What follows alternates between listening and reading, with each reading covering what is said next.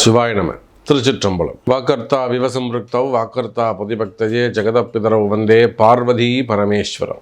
எல்லாம் வல்ல அம்மையப்பனாக விளங்கக்கூடிய தையல் நாயகி அம்பா சமேத வைத்தீஸ்வர வைத்தியநாத பெருமானுடைய திருவடிகளை வணங்கி என்னுடைய உபாசனை தேவதை அன்னை வாராகி அம்பாளுடைய மலரடிகளையும் பணிந்து என்னுடைய குருநாதரையும் என்னுடைய இஷ்ட தெய்வத்தையும் வணங்கி உலகம் முழுவதும் வாழக்கூடிய நெக்ஸ்ட் ஜென் நேயர்கள் அனைவருக்கும் தாம்பரம் வாராகி ஈசனேசர் ஜெய் வராகி நல்லாசிகள், வாழ்த்துக்கள். இப்போது முக்கியமான ஒரு தலைப்பு. நம்ம ஒவ்வொருத்தரும் பிறந்திருக்கிறோம். இந்த பிறப்பு நாம் எதுக்காக பிறந்தோம்?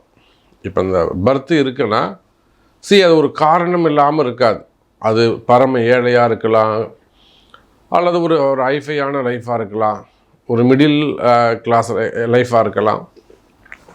இந்த டிஃப்ரெண்ட் எதனால் வந்தது? ஸோ மெயினாக இந்த பிறப்பு, நம்ம இந்த ஜென்மாவை நாம் ஏன் எடுத்தோம்? அதுவும் 7 ஜென்மா சொல்கிறாங்க. அப்போது மனிதனாக ஏன் பிறந்தோம்? இந்த பூமியில் நாம் உயிர்ப்பிக்க என்ன காரணம்? ஒன்றும் இல்லை, கர்மா. ஜென்மாந்தரத்தில் நீ செஞ்ச பாவ புண்ணியங்கள் இதெல்லாம் நீ போய் அனுபவிக்கணும்னு இருக்குது. அதனால் நீ போய் பிறப்பெடுத்துக்கு இதுக்காக தான் நம்ம வந்திருக்கிறோம். இது லாஸ்ட்டு பிறப்பு, மனித பிறப்பு, உயர்ந்த பிறப்பு. ஸோ இதில் நாம் மனம் திருந்தி வருந்துவோமே ஆனால், அந்த பாவத்தை கழிப்போமே ஆனால் நமக்கு மோட்சம் என்னும் சாம்ராஜ்யம் நமக்கு கிடைக்கும், பிறவாமை என்னும் பெருவரம் கிடைக்கும். அப்போ நம்முடைய கஷ்டத்துக்கு எல்லாம், துன்பத்துக்கு எல்லாம் என்ன காரணம்னா, ஜென்மாந்தரத்தில் நாம் செய்த பாவங்கள், கர்மா. இதை கழிக்கிறதுக்கு தான் நிறைய வழிபாட்டு முறைகள் இருக்குது. குலதெய்வம் இருக்குது, சாமி கும்பிட்றது இருக்குது, விரதங்கள் இருக்குது, அப்புறம் நிறைய வழிமுறைகள் இருக்குது. எந்த மதமாக இருந்தாலும், நீங்கள் கிறிஸ்டினாக இருக்கலாம், இஸ்லாமிய பெருமக்களாக இருக்கலாம், எந்த மதமாக இருந்தாலும்.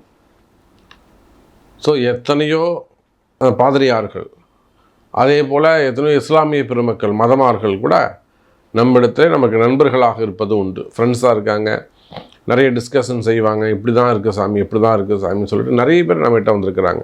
ஸோ நிறைய பாஸ்டர்ஸ்லாம் அவங்க கமிட்டியில் இருக்கக்கூடிய ப்ராப்ளம், அதாவது போட்டி பொறாமைகள், இதெல்லாம் நம்மகிட்ட வந்திருக்கிறாங்க. அப்போ இந்த பாவகர்மா அப்படிங்கிறதுக்கு மதம் ஒரு தடை இல்லை. அது மனிதன், அவ்வளோதான். ஆணாக இருக்கலாம், பெண்ணாக இருக்கலாம், இவ்வளோதான் வித்தியாசம். வேறு எந்த அதுக்கு கேஸ்டோ மதமோ முக்கியமில்லை. இந்த பாவகர்மா 60 வயசு ஆகிடுச்சு, 70 வயசு, 60 வயசுக்கு மேலே தான் பயமே வரும். மினிமம் 50. இந்த பாவகர்மாவை நம்ம துச்சமா இல்லையா, கிளியர் பண்ணமா இல்லையா? சரி, இது எங்கே போனால் கிளியர் ஆகும்? ஒருத்தர் வாழ்க்கையில் ரொம்ப கஷ்டப்படுறாரு, இது எங்கே போனால் சரியாகும்? இது எங்கே போனால் இந்த பிரச்சனை தீரும்? இந்த பிறவிக்கு நாம் எங்கே போனோம்? ஏன்னா ஒரு மண்ணுக்கும் உங்களுக்கும் ஒரு சம்பந்தம் இருக்கும். ஒரு இடத்துல போய் நீங்கள் வீடு வாங்குறீங்கன்னா சும்மா மட்டும் இல்லை, அந்த இடத்துக்கும் உங்களுக்கு ஒரு கனெக்டிவிட்டி இருக்கும், நெட்வொர்க் இருக்கும். அது இருந்தால் தான் நீங்கள் அந்த இடத்துல போய் வசிக்கவே முடியும். அப்போ முன்ஜென்ம பாவம் தீர நீங்கள் போக வேண்டிய இடம், கோவில், செய்ய வேண்டிய பரிகாரம், வணங்க வேண்டிய தெய்வம், இது என்னங்கிறத பார்க்க போகிறோம். வாருங்கள். சிம்ம ராசி. சிம்ம ராசின்னு எடுத்துக்கிட்டிங்கன்னா காலபுருஷனுக்கு 5வது வீடு, சூரிய பெருமான் ஆட்சி வீடு, சூரியன் ஆட்சி பெறும் வீடு. ஏன்னா அவருடைய சொந்த வீடு, ஆட்சி பலம் பெறுகின்ற வீடு.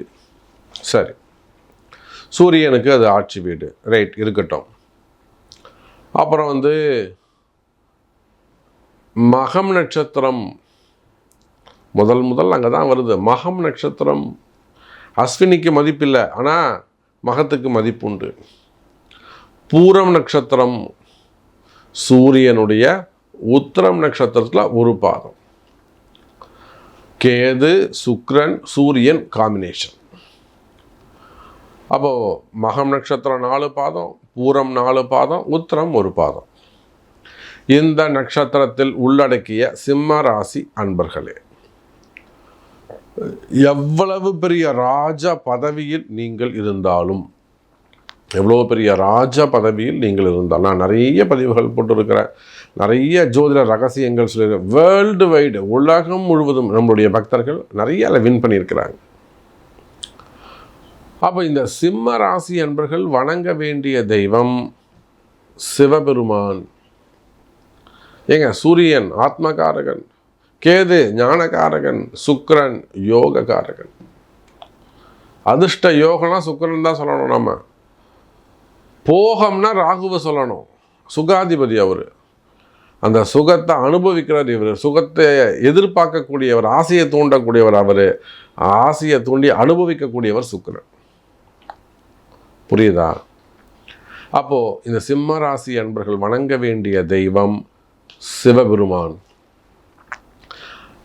எந்த கோவிலுக்கு நீங்கள் போகணும், எந்த மண்ணை நீங்கள் மிதுக்கணும், உங்கள் ராசிக்கும் இந்த பிறப்புக்கும் உங்களுக்கும் எந்த மண்ணுக்கும் சம்பந்தம் இருக்குது. இந்த பிறந்துட்டேன் நான் வந்து டெக்சாஸில் பிறந்திருக்கிறேன், எங்கள் அப்பா அம்மா முன்னாடியே பிறந்துட்டாங்க. அல்லது நான் வெளியூரில் ஜெர்மனியில் பிறந்திருக்கிறேன், சிங்கப்பூரில் பிறந்திருக்கிறேன், அல்லது நான் கன்னியாகுமரியில் பிறந்திருக்கிறேன், அல்லது நான் வந்து ஹைதராபாத்தில் பிறந்தேன், நான் மும்பையில் பிறந்தேன், புனேயில் பிறந்தேன். நான் அந்த மண்ணுக்கும் எனக்கு ஒரு சம்பந்தம் இருக்குது. எனக்கு ஒரு நாள் கனவுல வந்தது, இதெல்லாம் கனவுல வரும். அப்போ நீங்கள் சிம்ம ராசி என்பவர்களை நீங்கள் வணங்க வேண்டிய தெய்வம் சிவபெருமான். போக வேண்டிய கோவில் இது திருமழபாடி. எழுதி வச்சுக்கோங்க, திருமழபாடி. நீங்கள் எவ்வளோ பெரிய ராஜாவாக இருந்தாலும், எவ்வளோ பெரிய சக்கரவர்த்தியாக இருந்தாலும், ஏன்னா எத்தனையோ அரசியல் நண்பர்கள், அமைச்சர் பெருமக்கள்லாம் கூட நம்மிடத்திலே வாராகிடத்திலே வந்து வெற்றி பெற்றிருக்கிறார்கள். எவ்வளோ வம்பு வழக்கில் வருவாங்க, கேசஸோடு வருவாங்க, பல சிக்கலில் வருவாங்க, பணங்காசு சம்மந்தப்பட்டதில் வருவாங்க. நாமளே அப்பாயின்மெண்ட் இல்லை, நாம் நேரம் அங்கே போவோம். எவ்வளோ பெரிய தலைவர்கள் எல்லாம் நம்ம பார்த்துருக்குறோம். அப்போ சிம்ம ராசி என்பர்களே, உங்கள் கஷ்டம் தீர ஜாதகத்தை இப்படி தாங்க பார்க்கணும். சும்மா குரு அங்கே இருக்கார், சூரியன் இங்கே இருக்காருன்னு சொல்லக்கூடாதுங்க. இவனை ஜெயிக்கிறதுக்கு நம்ம என்ன பண்ணணும், அதுக்கு பேர் தான் ஜோசியர்.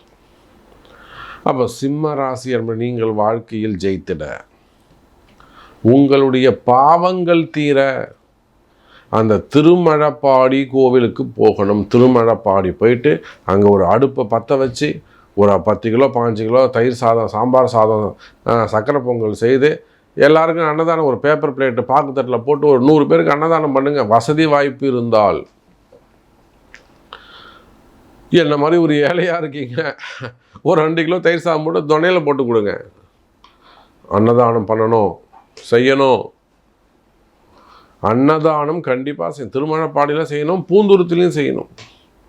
திருப்பூந்துருத்தி யாருக்கு சொன்ன? ரிஷபராசிக்கு சொல்லியிருக்கிறேன். நீங்கள் போக வேண்டிய சிம்மராசி திருமழப்பாடி. அடுப்பு பற்ற வச்சு அழகாக ஜம்முன்னு செஞ்சு அன்னதானம் பண்ணுங்க. உங்களுக்கு என்ன உதவி வேணும் கேளுங்க. ஐயர் நம்ப வேணுமா தரேன், இல்லை அங்கே சமைக்கணுமா அதுக்கு ஏற்பாடு பண்ணி தரேன்.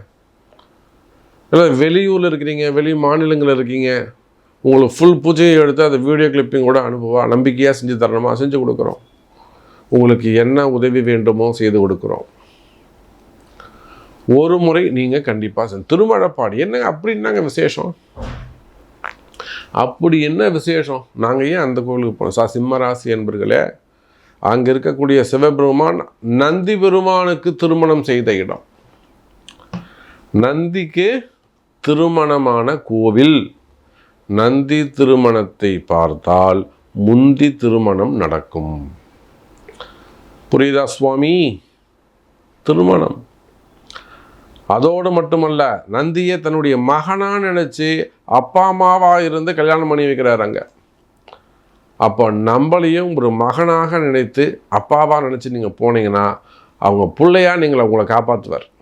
என் புள்ள வந்திருக்கான்டா, புள்ள கஷ்டப்படுது, அவனை காப்பாற்று அப்படின்னு சிவபெருமான் உங்களை காப்பாற்றுவாராம். சிம்மராசி என்பர்களே, போக உங்களுக்கு எல்லா கஷ்டம், எப்பேற்பட்ட கஷ்டமாக இருந்தாலும் திருமழப்பாடி எங்கே இருக்குது? சும்மா ஃபோன் போட்டு எங்கே இருக்குது சார் அப்படின்லாம் கேட்காதீங்க. யூஸ்ஃபுல்லான கொஸ்டின்ஸ் கேளுங்க. உங்களுக்கு ஹெல்ப் வேணும், அந்த பரிகாரம் செஞ்சு கொடுக்கணும்னா செஞ்சு கொடுக்குறோம். அதை விட்டு அன்வான்டாக தயவு செஞ்சு டைமை வேஸ்ட்டு பண்ணாதீங்க. நிறைய ஃபோன் கால்ஸ் வருது. அரியலூர்லேருந்து திருவையாறு போகிற வழியில் கீழ்ப்பழுவூர் பக்கத்தில் இந்த திருமழப்பாடி இருக்குது. அரியலூர் பக்கத்தில் இருக்குது.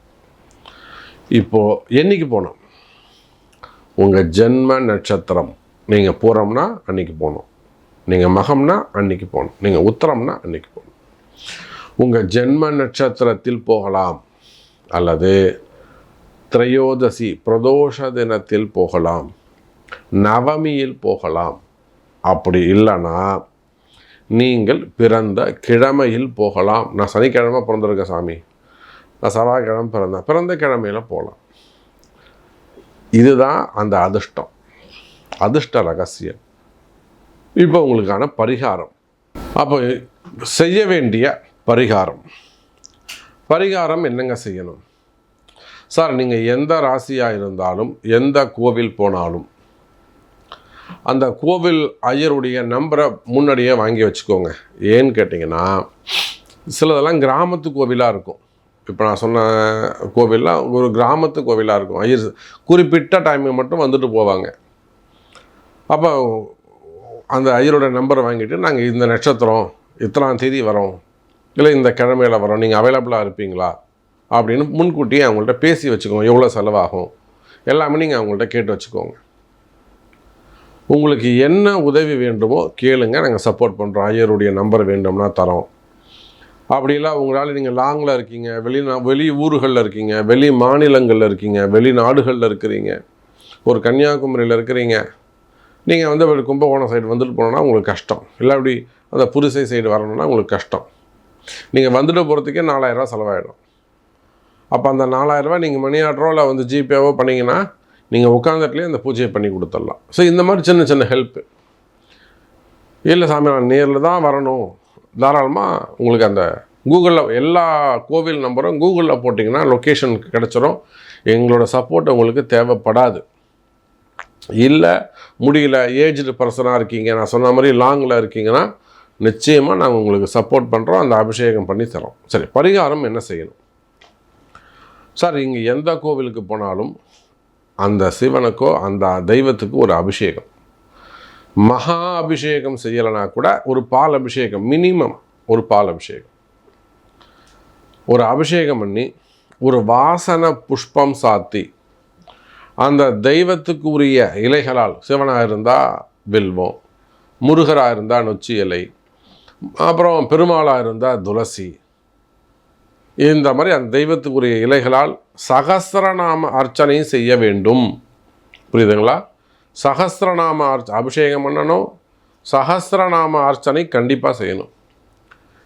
27 தீபம் ஏற்ற வேண்டும். 27 நெய் தீபம் ஏற்றி, நெய் தீபம் அல்லது நல்லெண்ணெய் தீபம், வேறு எதுவுமே ஏற்றக்கூடாது. அந்த பஞ்சதீபம் எண்ணெய், சென்ட்டு வச்ச எண்ணெய், வாசனை எண்ணெய், அதெல்லாம் எதுவுமே வேணாம். ஒன்று ஆவின் நெய் வாங்கிக்கோங்க, அப்படி இல்லாட்டி நார்மல் செக்கு எண்ணெய் வாங்கிக்கோங்க, அவ்வளோதான். 27 தீபம் ஏற்றணும். 27 முறை அந்த கோவிலை வலம் வர வேண்டும். 27 தீபம், 27 சுத்து.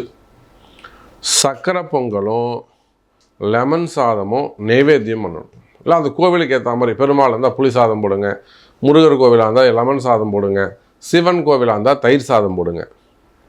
ஆனால் சக்கரை பொங்கல் கண்டிப்பாக இருக்கணும். அப்போது 27 ஒரு அபிஷேகம் முடிச்சுட்டு ஒரு சகஸ்ரநாம அர்ச்சனை, 27 தீபம், 27 சுத்து, பிரசாத விநியோகம், ஒரு நமஸ்காரம். இதில் கோவிலில் சாமி அபிஷேகம் பண்ணும்போதோ, நட சாத்தி இருக்கும்போது, திரை போட்டு இருக்கும்போது நீங்கள் சுத்தக்கூடாது, விளக்கேற்றக்கூடாது. ஓப்பனில் இருக்கும்போது தான் நீங்கள் இதை செய்யணும். ஸோ இதுதான் உங்கள் பரிகாரம். இதை செய்து பாருங்கள். ஒரு முறை அந்த ஆலயத்துக்கு சென்று வாருங்கள். இது ஒன்றும் பெருசாக செய்ய முடியாத விஷயம் கிடையாது. உங்களுக்கான ஒரு அரிய வாய்ப்பு. முயற்சி பண்ணுங்கள். இதனால் உங்கள் நன்மை நடக்கும் என்றால் எங்களுக்கு அது சந்தோஷம். ஜெய் வராகி.